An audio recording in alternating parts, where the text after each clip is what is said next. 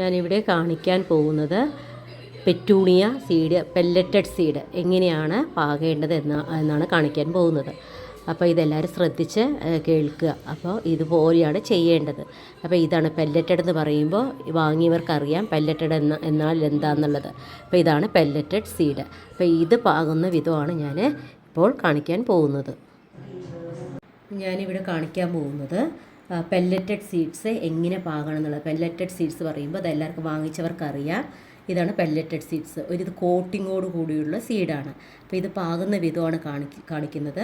ഞാനിവിടെ ചകിരി കമ്പോസിറ്റിലാണ് പാകുന്നത്. ചകിരി കമ്പോസിറ്റ് എന്ന് പറയുമ്പോൾ ഒരു ബ്ലാക്ക് കളറായിരിക്കും ഈ ചകിരി കമ്പോസിറ്റ്. ചകിരി ചോറല്ല, ചകിരി ചോറിൽ ഇട്ട് കഴിഞ്ഞാൽ നല്ല രീതിക്ക് വരത്തില്ല. അപ്പോൾ ചകിരി കമ്പോസിറ്റ് തന്നെ എടുക്കുക. അതൊന്ന് നന്നായിട്ട് നനച്ചു കൊടുക്കുക. എന്നിട്ട് ഈ സ്ട്രിപ്പിലുള്ള സീഡ് നമ്മൾ എടുത്തിട്ട് ആദ്യം നിങ്ങൾ ടെസ്റ്റ് ചെയ്യാനായിട്ട് ഒരെണ്ണം എടുത്തിട്ട് പാകിയിടുക. അപ്പോൾ നമ്മൾ ഇങ്ങനെ പാകുമ്പോൾ ഈ സീഡ് ഇട്ട ശേഷം ഒന്ന് സ്പ്രേ ചെയ്ത് കൊടുക്കുക. സ്പ്രേ ചെയ്ത് കൊടുക്കുമ്പോൾ ആ സീഡ് അലിഞ്ഞ് പോകുന്നതായിട്ട് കാണാം. ഇങ്ങനെ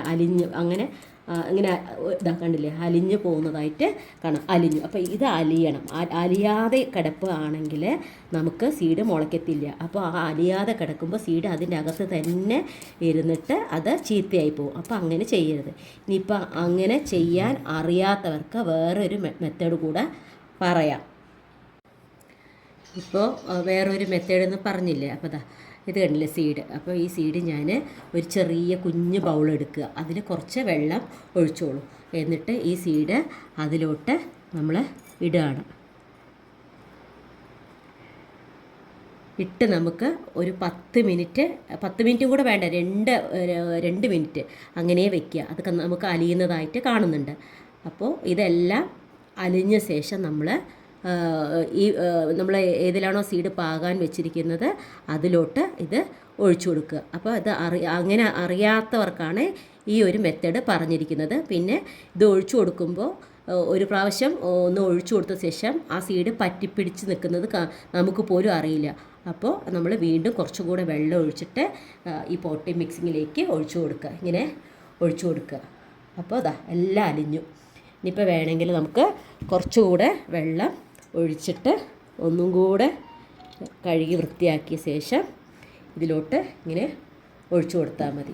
അപ്പോൾ ഇത്രയേ നമുക്ക് ഈ പെല്ലറ്റഡ് സീഡ് ചെയ്യേണ്ടതായിട്ട് വരുന്നുള്ളൂ. പിന്നെ നമ്മൾ ഇത് കവർ ചെയ്ത് വെക്കുകയാണെങ്കിൽ കവർ ചെയ്യാം, അല്ലെങ്കിൽ വെറുതെ വെക്കുകയാണെങ്കിൽ ഇങ്ങനെ വെറുതെ വെക്കാം. പിന്നെ നമ്മൾ ഡെയിലി ഇങ്ങനെ സ്പ്രേ ചെയ്ത് മാത്രമേ കൊടുക്കാവൂ, വെള്ളം കോരി ഒഴിക്കരുത്. ഇപ്പോൾ നല്ല വെയിലായതുകൊണ്ട് നമുക്ക് ഇത് കവർ ചെയ്ത് ഇട്ടാലും കുഴപ്പമൊന്നും ഇല്ല.